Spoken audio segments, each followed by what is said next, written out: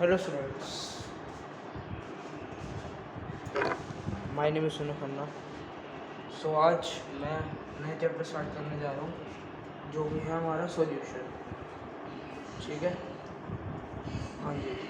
Solution हमारा physical chemistry में आता है, जो कि हमारा पहले बुक का पहला चैप्टर है solution.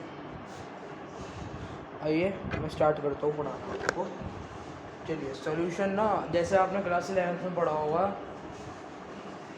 Basic concepts of chemistry का नाम का चैप्टर था क्लास 11 में, चैप्टर 1। वही उसके आगे कंटिन्यू है, बस उसका नाम सॉल्यूशन रख दिया। इसमें बहुत चीज़ें पढ़ेंगे कि कंसंट्रेशन के टर्म्स में सॉल्यूशन में कौन से टाइप के सॉल्यूशन होते हैं, और मतलब कौन सा बेस्ट मेथड है मेजरमेंट ऑफ क्वांटिटी है, क्वालिटेटिव स्टडी ऑफ सॉल्यूशन का। तो हम ये सब बातें पढ़ेंगे। तो मैंने आपके सामने पहले तो डेफिनेशन लिखी हुई है सॉल्यूशन की, कि हमारा सॉल्यूशन होता क्या है। चलिए देखते हैं क्या होता है। Solution is a homogeneous mixture of two or more non reacting substances. Solution हमारा होमोजेनियस मिक्सचर है two or more non reacting substance का। चलिए, तो मैं ये कह सकता हूँ कि सॉल्यूशन जो है हमारा, मैं सॉल्यूशन को ऐसे रिप्रेजेंट कर रहा हूँ, पूरी वीडियो में ऐसे ही करूँगा। मैं ये कह सकता हूँ कि अगर हम जब सॉल्यूट डालते हैं सॉल्वेंट में, तो हमारा सॉल्यूशन फॉर्म होता है। ये तो बात आप पढ़ते आ रहे हो 9-10 से। सॉल्यूट क्या होता है? जो हम सब्सटेंस डालते हैं सॉल्वेंट में। और सॉल्वेंट क्या होता है? सॉल्वेंट एक ऐसी क्वांटिटी होती है जो डिटरमाइन करती है state of a solution. State of a solution क्या होता है? सॉल्वेंट डिटरमाइन करता है। ठीक है,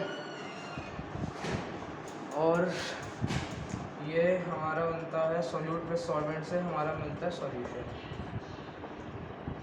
तो हमने एक कंटेनर लिया, उसमें अच्छा एक और बता देता हूँ, हम सॉल्यूट को डिनोट करेंगे किससे? बी से, और सॉल्वेंट को डिनोट करेंगे ए से। ठीक है, तो अब इसमें एक सॉल्वेंट है पहले से, ए से डिनोट कर लिया। अब मैंने एक वो डाला सॉल्यूट बी डाल दिया, तो ये सॉल्यूशन फॉर्म हो गया, ये सॉल्यूशन फॉर्म हो गया। अच्छा, अब हमें जानना हो कि भाई कितना कितना मतलब इसमें कितना डाला हुआ है, कितनी क्वांटिटी है सॉल्वेंट की और सॉल्यूट की। अगर हमें सॉल्वेंट की क्वांटिटी जाननी हो तो हम ऐसे लिख सकते हैं, वेट ऑफ ए या क्वांटिटी ऑफ ए। और सॉल्यूट की जाननी है तो हम ये कर सकते हैं, मास ऑफ सॉल्यूट। ठीक है, मोलर मास की बात करते हैं, मोलर मास को हम इससे डिनोट कर सकते हैं एम से, molar mass of solvent, molar mass of solute. ठीक है जी, ये कुछ बातें हैं। तो हमने ये पढ़ लिया कि सॉल्यूशन जो है होमोजेनियस मिक्सचर है। होमोजेनियस यानी मतलब जैसे आपको मैं क्या, जैसे सॉल्वेंट और सॉल्यूट का जो मिक्सचर है ना, वो यूनिफॉर्म है through out the solution, through out this container कह सकते हो आप। ठीक है, चलिए ये हमारा हो गया। अब मैं इसको हटाता हूँ।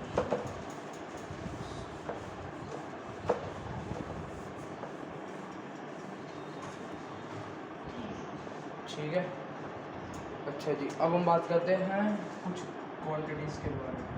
अब हमें सॉल्यूशन में जानना हो, नंबर ऑफ मोल्स जानने हो किसके, सॉल्यूट या सॉल्वेंट के, कि हमें कितने नंबर ऑफ मोल्स चाहिए। नंबर ऑफ मोल्स का बचपन से फॉर्मूला, बचपन से क्या 11 से फॉर्मूला पढ़ते आ रहे होंगे।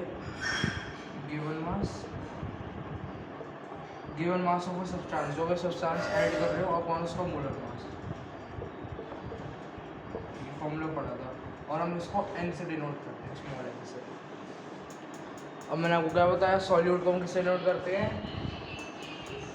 बी से, तो मैं उसके लिए लिख दूंगा एन ए। सॉल्वेंट को हम डिनोट करते हैं ए से, तो उसके लिए लिख दूंगा एन ए। ठीक है, तो ये हमारी हो गई बात नंबर ऑफ मोल्स की। सेकंड क्वांटिटी हम पढ़ते हैं मास फ्रैक्शन। ये सब बातें मैं जल्दी जल्दी से पढ़ा दूँ क्योंकि आप 11th में पढ़ी होगी। देखो ये तो साफ सीधी बात है, अगर 11th आती होगी ना तो ना कुछ बेसिक्स होती हैं यूज़ 12th में, तो 12th में यूज़ होगी उसकी सारी बेसिक्स 11th वाली। तो मास फ्रैक्शन ये हो गया। मास फ्रैक्शन को डिनोट करते हैं किससे? कैपिटल डब्ल्यू से। ठीक है, मास फ्रैक्शन क्या होता है? देखिए मैं लिखवा देता हूँ, इट इज़ दी रेशियो, अगर मेरी राइटिंग ना समझ आ रही हो तो मैं मुझे बोल रहा हूँ, it is the ratio of mass of a particular component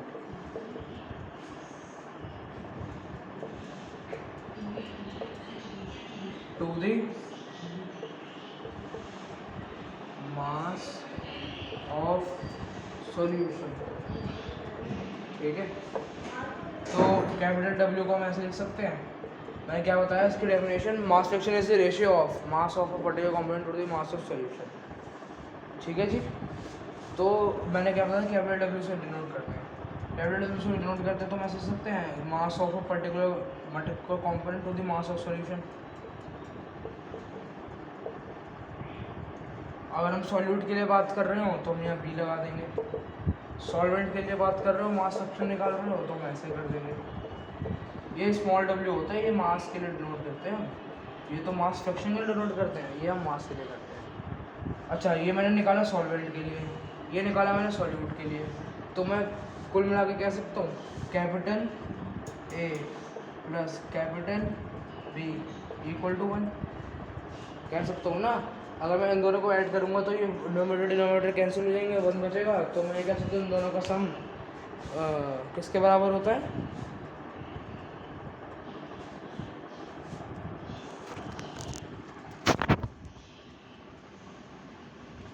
किसके बराबर होता है, इसके बराबर, 1 के बराबर।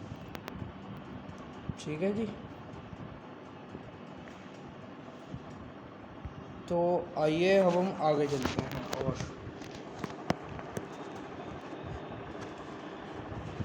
आपने नोट कर लिया होगा, मैं आपको टाइम जरूर नोट करिए, कर लिया। अच्छा जी, ये हमारी बात हुई किसकी, किसकी बात हुई,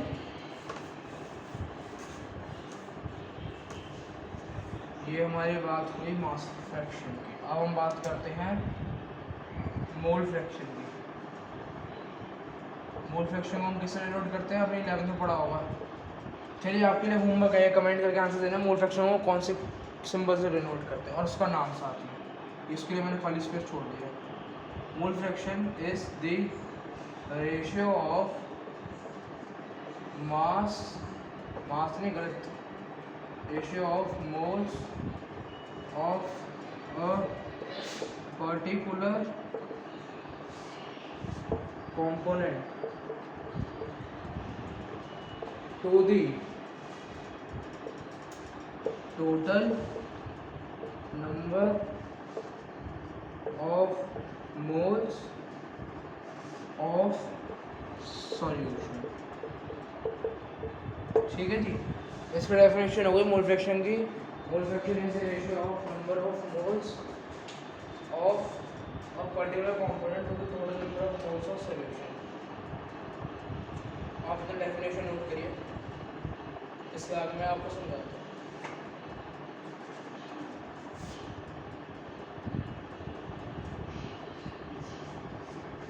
कर ले,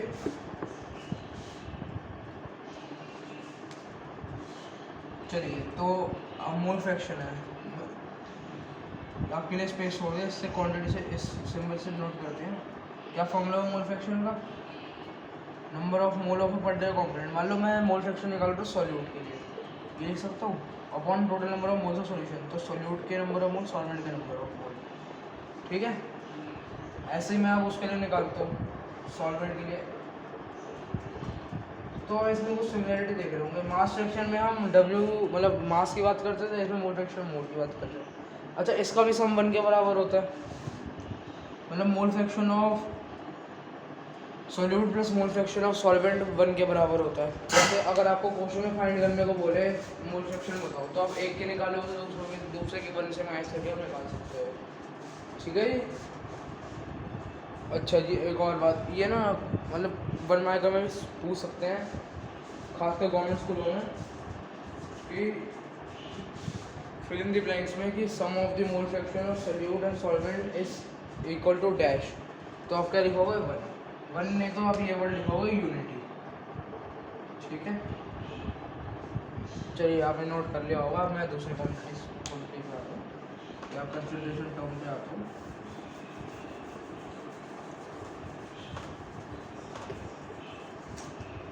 आज मेरा हाथ दूसरा काम कर रहा है।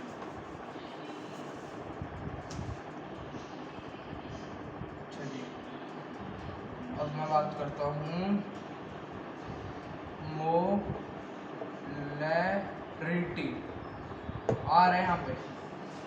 मोलैरिटी क्या होता है? मोलैरिटी को हम डिनोट करते हैं कैपिटल M से। मोलैरिटी क्या होता है? लिखो, मैं लिखवा रहा हूँ। मोलैरिटी इस, मोलैरिटी क्या होता है बताओ जी? मोलैरिटी क्या होता है? मोलैरिटी इज दी, ये कह सकते हैं is the ratio of number of moles of solute dissolved in, ये कह सकते हो it is the number of moles of solute dissolved in 1 litre of solution. ऐसे यार ऐसे कह सकते हो आप, ठीक है जी। तो इसकी ये हुआ formula, number of moles of solute. Number of moles of solute को मैं ऐसे लिख सकता हूँ NB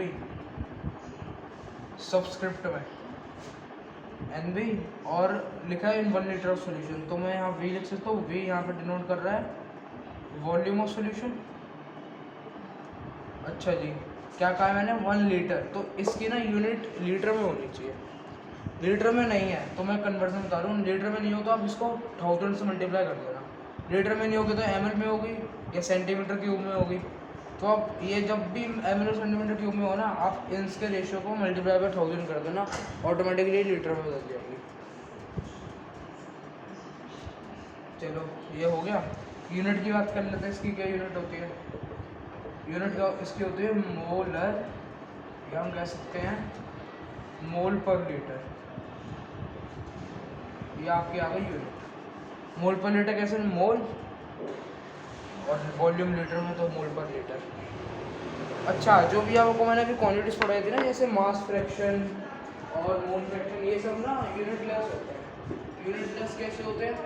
आपने याद करो, अब इसमें फिजिक्स में नहीं करते हो आपके साथ। फिजिक्स में आपने पढ़ा होगा क्लास 11 में चैप्टर 2 या चैप्टर 1 था डायमेंशंस।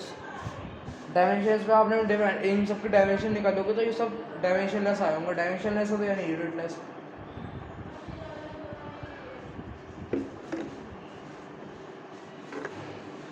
ठीक है जी, नोट कर लिया। अब मैं मिटा रहा हूँ।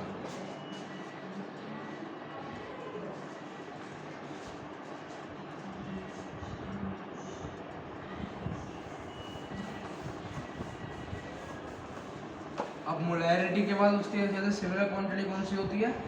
जल्दी बताओ, मन में सोच लिया। मोलैरिटी, मोलैरिटी इसको हम डिनोट करते हैं स्मॉल m से। ये भी होता है, it is the ratio of number of moles of solute. अगर आपको मेरी राइटिंग ना समझ आ रही हो तो मैं बोल भी रहा हूँ साथ में। Number of moles of solute dissolved in 1 kilogram of solvent. ठीक है जी, तो मैं इसकी स्मॉल m में कह सकता हूँ number of moles of solute dissolved in 1 kilogram of solvent, यानी mass of solution, mass of solvent in KG में होना चाहिए। केजी में ना हो तो क्या बता दो, केजी में ना हो तो उसका फॉर्मूला हो जाएगा जैसे लीटर में 1000 से, लीटर में ना हो तो 1000 में मल्टीप्लाई करते थे, वैसे इसमें ग्राम में हो तो भी आप इसको 1000 से मल्टीप्लाई कर सकते। आओ इसकी यूनिट की बात कर लेते हैं। इसकी यूनिट क्या होगी जी? सोच के बताओ। मोल अपॉन केजी, तो मोल पर केजी कह सकता हूँ, आ गई यूनिट। या आप इसको मोल लल भी कह सकते हो, मोल। चलिए जी, नोट करिए।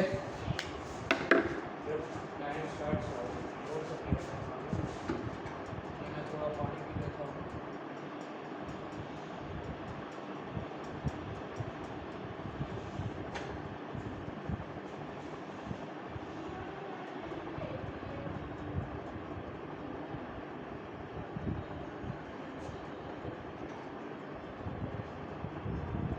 आपने नोट कर लिया?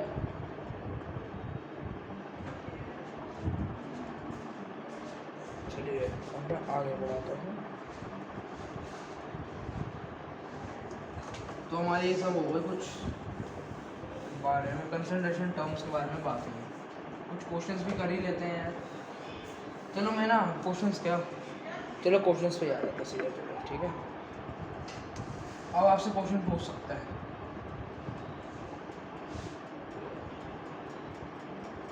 विच, चलो ये लिखता हूँ, मैं ये लिख सकता हूँ, विच ऑफ द फॉलोइंग,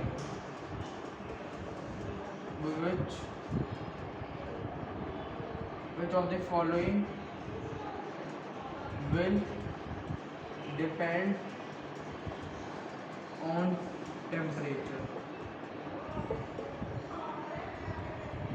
मैं आपको दो ऑप्शन दे रहा हूँ, ठीक है। ये सेल्फ मेड क्वेश्चन है तो इसलिए मुझे ऑप्शन ज़्यादा पता नहीं है। मोलैलिटी या मोलैलिटी, ये क्वेश्चन CBSE में बहुत बार पूछा है, MCQ में नहीं, मतलब सब्जेक्टिव में। मोलैलिटी और मोलैलिटी में से कौन सी ऐसी टर्म है जो टेम्परेचर पर डिपेंड करती है। चलो मोलैलिटी का फॉर्मूला क्या होता है, small m equal to number of moles of solvent present in 1 kilogram of solvent. तो इसमें सॉल्वेंट होता है, मास होता है डिवाइड में, इसमें क्या होता है, number of moles of solute divide by volume of solution. अच्छा एक बात बताओ, देखो नंबर ऑफ मोल तो डिपेंड नहीं करेंगे टेम्परेचर पे, उसको हटाओ, इसकी बात करते हैं, मास और वॉल्यूम। मास कांस्टेंट क्वांटिटी है, मास किसी का चेंज थोड़ी ना हो सकता है, जो मास आएगा, ठीक है। तो मास तो चेंज नहीं हो सकता, पर वॉल्यूम जरूर चेंज हो सकते हैं। भाई हीट करोगे वॉल्यूम चेंज होगी, हीट नहीं करोगे तो भी हीट नहीं कूल करोगे तो भी वॉल्यूम चेंज होगी। अच्छा जी, अब हमें कुछ थोड़ा क्लास लेवल पे हमने चैप्टर का नाम पढ़ा होगा states of matter. States of matter में आपने पढ़ा होगा Charles law, Gay-Lussac law, Avogadro law, Gay-Lussac law, ये सब पढ़ा होगा। चार्ल्स लॉ क्या कहता है, volume is regulation to temperature at constant pressure and number of mole. यहाँ पे नंबर ऑफ मोल कांस्टेंट है, पर तो इसमें हम ये कह सकते हैं ना कि volume of solution is regulation to temperature, but mass तो कांस्टेंट रहता ही है, तो हम इसको टिक करेंगे। आंसर हमारा है मोलैलिटी, ये चेंज होता है टेम्परेचर के साथ। अच्छा जी, एक क्वेश्चन इसको और पूछा जाता है कि which is the best concentration term to which, हाँ ये ऐसे पूछ सकते हैं हमसे, which of the following is best for the measurement of concentration. तो आप मोलैलिटी बोलोगे, आप मोलैलिटी बोलोगे। मोलैलिटी क्यों बोलोगे, क्योंकि ये चेंज नहीं होती टेम्परेचर के साथ और ये एकदम एक्यूरेट रिजल्ट देगा। तो बस यही है, तो कुछ क्वेश्चन हो गए। अच्छा जी, अब और एक और क्वेश्चन पूछा जाता है,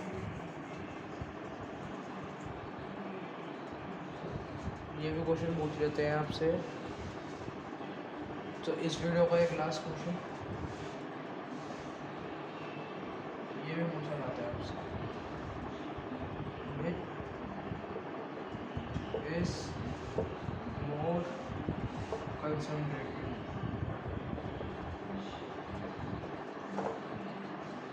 वन मोलर और वन मोलर। ये CBSE में PYQ है, प्रीवियस ईयर में आया हुआ है।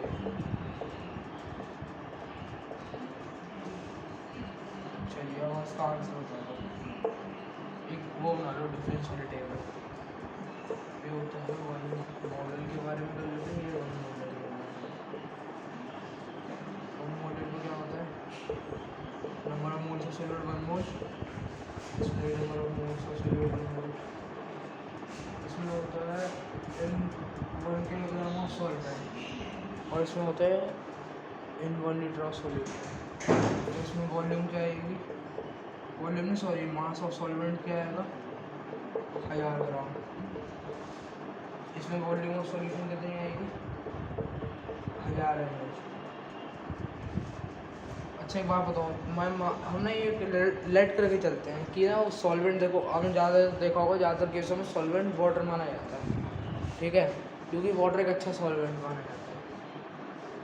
अब मैं इसको वाटर कंसिडर करके मैं इसका वॉल्यूम निकाल सकता हूँ, वॉल्यूम इसकी 1000 ml आ जाएगी, क्योंकि डेंसिटी ऑफ वाटर क्या होता है, 1 ग्राम पर ml, डेंसिटी होता है मास अपॉन वॉल्यूम, मुझे अब वॉल्यूम निकालना तो मास अपॉन डेंसिटी, मास 1000 का डेंसिटी 1 तो 1000 ml वो हो गया वॉल्यूम। और यहाँ पे V A volume of solute plus volume of solvent 1000 ml के बराबर आएगा, क्योंकि वॉल्यूम मैंने क्या बताया था इसके डेफिनेशन में, number of moles of solute present in 1 litre of solution. तो यहाँ पे सॉल्यूशन याद होगा तो दोनों का होगा। और अगर मैं इसमें वी ए निकालूंगा तो वी ए लेस देन 1000 आएगा, क्योंकि यहाँ मैं माइनस करूँगा वी वी तो लेस देन 1000 आएगा, और यहाँ पे वी ए 1000 आ रहा है। इससे पता क्या चल रहा है हमें, इसमें सॉल्वेंट बहुत ज़्यादा है, मोर सॉल्वेंट, इसमें लेस सॉल्वेंट, तो मोर सॉल्वेंट तो लेस सॉल्यूट, लेस सॉल्वेंट तो मोर सोल्यूट, तो हम ये कहेंगे 1 मोलर इज़ मोर कंसनट्रेटेड। तो ये हमारी वीडियो एंड हुई, आज के लिए इतना ही। बाकी नेक्स्ट क्लास में समझाऊंगा, आप अच्छे से स्क्रीनशॉट ले लीजिए। Thank you. और कोई डाउट हो तो आप पूछ सकते हैं कमेंट सेक्शन में। वीडियो को लाइक शेयर सब्सक्राइब करें। Thank you.